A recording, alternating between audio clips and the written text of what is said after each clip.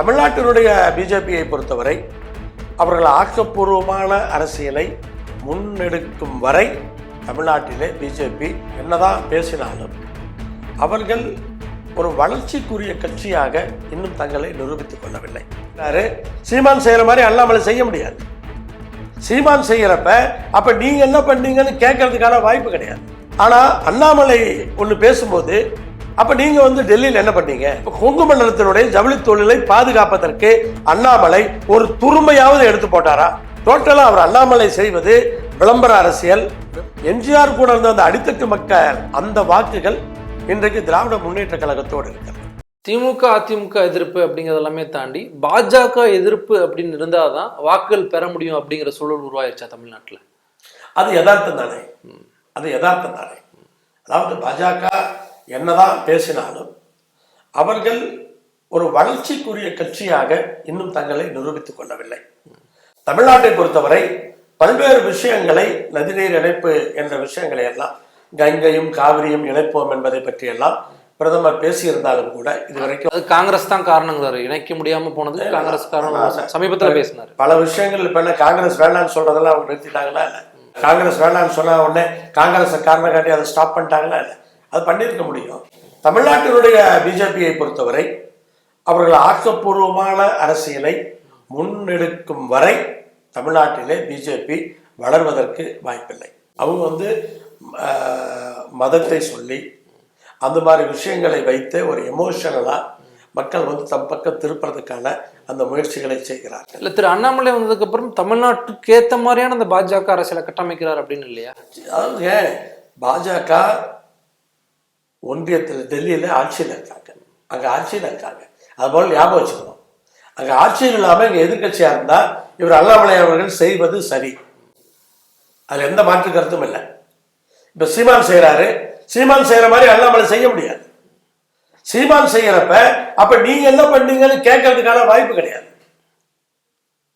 ஆனா அண்ணாமலை ஒண்ணு பேசும்போது அப்ப நீங்க டெல்லியில் என்ன பண்ணீங்க? இப்ப கொங்கு மண்டலம் ஜவுளி தொழில மிகப்பெரிய பாதிப்பை சந்தித்துக் கொண்டிருக்கிறது.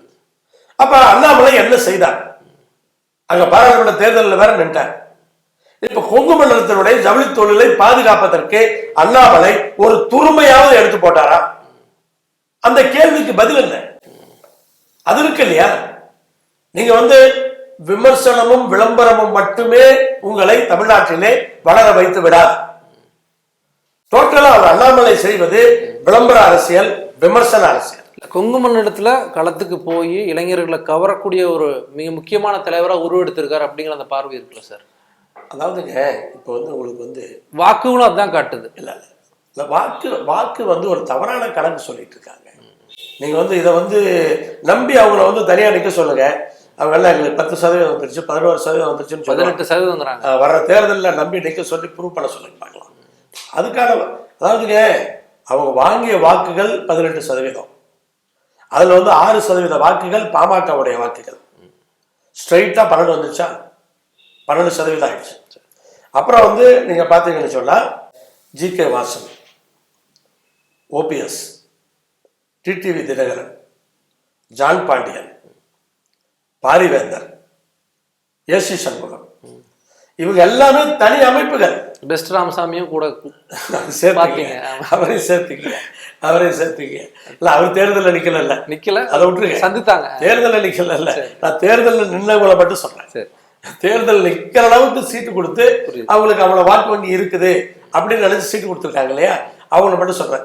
எத்தனை பேர் சொல்லிட்டேன்? நான் 7 பேர் சொல்லிட்டேன்னா அப்ப 7 பேர்த்துக்கான வாக்கு வங்கி எவ்வளவு? 7 பேர்த்துக்கான வாக்கு வங்கி மொத்தமா ஒரு 7% இருக்காதா? டிடிவி எல்லாம் 2.5% வாக்கு வங்கி நிரூபித்தவர் அவர். அப்ப ஓபிஎஸ்க்கு என்ன வாக்கு வங்கி? பாரிவேந்தருக்கு ஒரு வாக்கு வங்கி இருக்கு. அதே போல ஏசி சண்முகத்துக்கு ஒரு வாக்கு வங்கி இருக்கு. அப்ப ஒரு 7-8% கழிச்சிட்டீங்கன்னா 12ல 8 போயிடுச்சுன்னா எவ்வளவு? 11 சொல்லுங்க. 11 12ல 8 போனா 11. அப்ப பிஜேபியோட வாக்கு வங்கி 4% தானே? 4-5%. அதான் ஆல்ரெடி வச்சிருக்காங்க. இதுக்கு முன்னாடி அதே வாக்கு சதவீதம் தான் அவங்க வச்சிருக்காங்க. அதுல மாற்றுக்கிறது இருக்கு. அப்ப இதெல்லாம் கணக்கு பார்க்காம யாரெல்லாம் தாராளம் என்னாங்களோ அந்த ஓட்டெல்லாம் இங்கோட்டு மக்களை ஏமாற்ற முடியாது. இதுதான் சொல்றேன் நானு. ஒரு எதையாவது ஒரு இதை வந்து ஸ்ட்ராட்டஜியை எடுத்துக்கிட்டு அதை விளம்பரப்படுத்தி அப்படி பண்ணனா எக்ஸ்போஸ் ஆகி போயிடுவீங்க. உண்மை தானே. இப்ப நான் சொல்றதுல தவறு இருந்தா அண்ணாமலையை சொல்லுங்க, இதுக்கு பதில் சொல்லுங்க. அவங்களுக்கு யாருக்குமே ஓட்டே கிடையாது, நாங்க சும்மா தான் சேர்த்துட்டோம். OPS, TTV, John Pandian, Parivendhar, AC Shanmugam, GK. Vasan, இவங்களுக்கெல்லாம் ஓட்டே கிடையாது, எல்லாமே பிஜேபி ஓட்டு தான். அவர் அப்படித்தானே சொல்றாரு. 18% 6% பாமக ஓட்டா இல்லையா, கழிச்சாச்சு 12. இவங்களுக்கெல்லாம் ஓட்டே கிடையாது, எல்லாமே பிஜேபி ஓட்டு தான் அப்படின்னு சொன்னா அவர் அண்ணாமலையை பதில் சொல்லுங்க. இல்லைன்னா சும்மா இந்த 10% 11% சொல்லக்கூடாது. குறிப்பிட்ட கொங்கு மண்டலத்துல வந்து அதிமுகவோட கோட்டை, நீங்களும் அங்க அரசியல் பண்றீங்க, உங்களுக்கான வாக்குகள் இருக்கு. அந்த ரெண்டத்தையும் குறி வச்சு அண்ணாமலை அடுத்தடுத்த கட்டமா அரசியல் நகர்த்துறாரா? இது வந்துங்க, அது ஒரு தேசிய கட்சி. தலைவர்கள் எப்போது வேண்டுமானாலும் மாறுவார்கள். இல்லை, எவ்வளவு தலைவர்கள் வந்து போயிட்டே இருக்காங்க. அப்போ வந்து இவர் அண்ணாமலை பிஜேபியினுடைய தமிழ் மாநில நிரந்தர தலைவரா? அவங்க அதுக்கான முயற்சிகள் செய்கிறாங்க, இல்லைன்னு சொல்லலை. கொங்கு மண்டலத்தில் வாக்குகளை பெறுவதற்கு அந்த முயற்சிகளை செய்கிறாங்க. இன்றைக்கல்ல, 2014 நான் கூட்டணியிலே இருந்த போதே பொள்ளாச்சி, கோவை, திருப்பூர், ஈரோடு 4 தொகுதிகளிலும் 2வது இடத்துக்கு வந்த கட்சி கூட்டணி. 2வது இடத்துக்கு வந்த கூட்டணி அந்த 4 தொகுதிகளிலும் 2014 அன்னைக்கு அண்ணாமலை இருந்தார். அதனால அந்த பகுதியினுடைய ஒரு பேசிக் அது. எங்களோட அந்த கெமிஸ்ட்ரி அன்னைக்கு வந்து ஒர்க் அவுட் ஆச்சு. அதான் நடந்தது. இப்ப என்ன புதுசா கொங்கு மண்டலத்தில் அவங்க பண்ணிட்டாங்க, அதன் பிறகு தக்க வச்சிட்டாங்க, அதை விட அதிகமாவே வளர்ந்துட்டாங்க அப்படிங்கிற அந்த எங்க இருக்கு வாக்கா, எங்க இருக்கு? இப்ப நான் சொல்ற கணக்கு தானே இருக்கு வாக்கு. அது யார் வேணாலும் பிஜேபியில யார் வேணாலும் அந்த மறுத்து சொல்லட்டும்.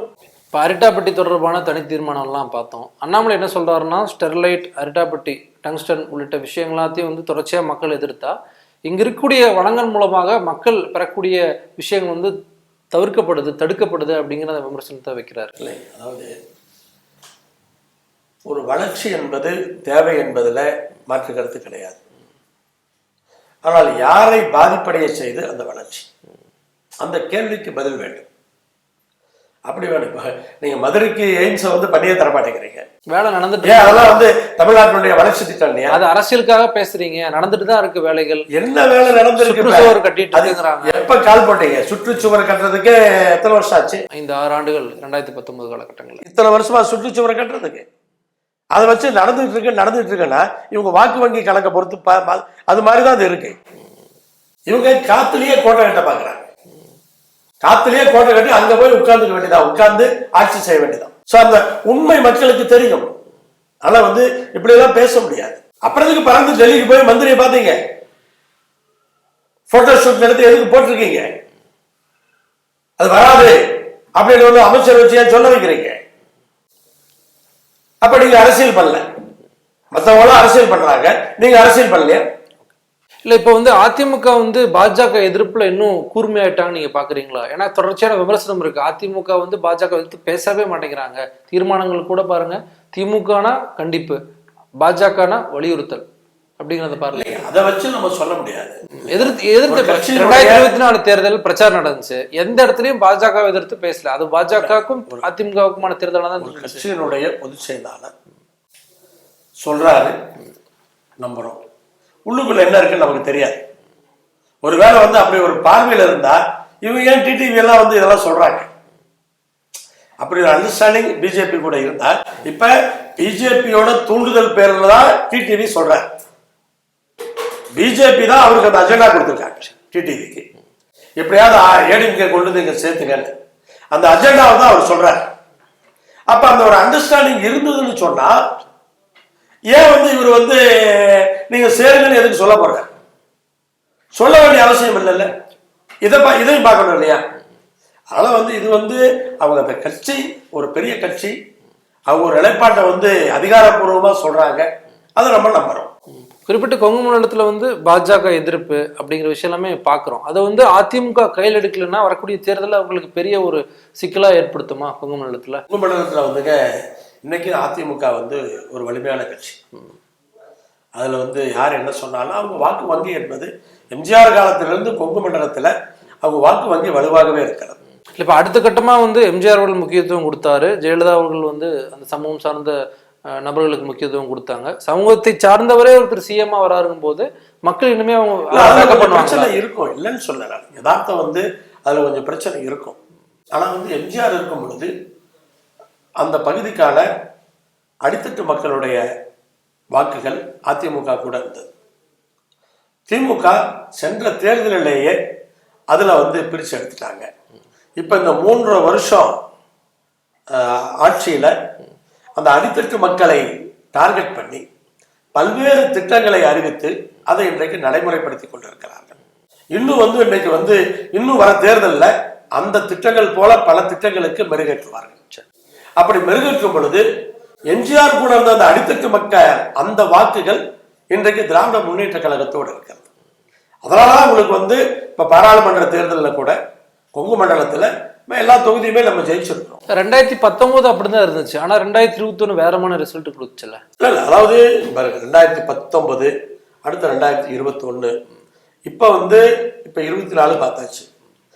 2019க்கும் 21க்கும் எப்படி வந்து அந்த வித்தியாசம் ஏடிஎம்கேக்கு அந்த ஏறுமுகம் போல இருந்ததோ அது இப்ப இருக்குன்னு நினைச்சா அது தவறா போயிடுச்சு. அது வந்து நான் சொன்ன மாதிரி இந்த வாக்கு வங்கி மாறிடுச்சு. இது வலுவா இருக்கு. அதாவது கொங்கு மண்டலத்தில் திராவிட முன்னேற்ற கழகத்தின் தலைமையிலான கூட்டணி தான் முழுசாக வெற்றி பெறும். 2வது இடத்துக்கு அதிமுக தான் வரும். பாஜக பிஜேபி வருவதற்கான வாய்ப்பு கிடையாது. அந்த வாய்ப்பு இல்லை. அப்படி இருந்தா தான் அப்புறம் அவங்க நிப்பாங்கல்ல. அப்புறம் இப்ப வந்து டிடிவி தினகரன் விட்டு சேருங்கிறாங்க. காரணம் என்ன? 2026 எலெக்ஷன்ல வந்து ஆட்சியில் பங்கு, அதிகாரத்தில் பங்கு, இல்லை ஊழல் சார்ந்த விஷயம் என்ன வந்து முன்னிலையா இருக்குன்னு நீங்க பாக்குறீங்க? ஏன்னா கடந்த காலங்களில் பார்த்துருக்கோம். 2011 ஊழல் சார்ந்த விஷயங்களை முன்வைத்து அதிமுக ஆட்சிக்கு வந்தாங்க. என்ன மாதிரியான ஒரு பார்வை இருக்கு உங்களுக்கு? அதாவது எங்களை பொறுத்தளவுக்கு ஒரே பார்வை வளர்ச்சி. நாங்க பண்றது ஆக்கப்பூர்வமான அரசியல், வளர்ச்சிக்கான அரசியல். எங்க கொள்கை அதுதான். ஒரு கொள்கைன்னு சொன்னா அதுதான் கொள்கை. ஸோ வந்து அந்த அரசியல் தான் நம்ம பண்றோம். சென்டர் பாயிண்ட் என்னவா இருக்குன்னு நீங்க பாக்குறீங்க? சென்டர் பாயிண்ட் வந்து தேர்தலில் வந்து அதாவது எதிரில் கூட்டணிகள் அமைவதை பொறுத்து இருக்கிறது. அமைவதை பொறுத்து அந்த உங்களுக்கு வந்து அந்த போட்டிகள் கடுமையாக வாய்ப்பு இருக்கிறது. அதற்கான அந்த எதிரில் வந்து ஒரு வலுவான கூட்டணி அமைவதற்கான அந்த வாய்ப்பு இருக்கிற மாதிரி தெரியல இப்போ. ஆனால் எங்கள் கூட்டணிக்கு எந்த பிரச்சனையும் இருப்பதாக எனக்கு தெரியவில்லை. ஓகே சார், உங்களோட நேரத்தை ஒதுக்கி பல்வேறு கேள்விக்கு பதிச்சிங்க. ரொம்ப நன்றி சார். நன்றி.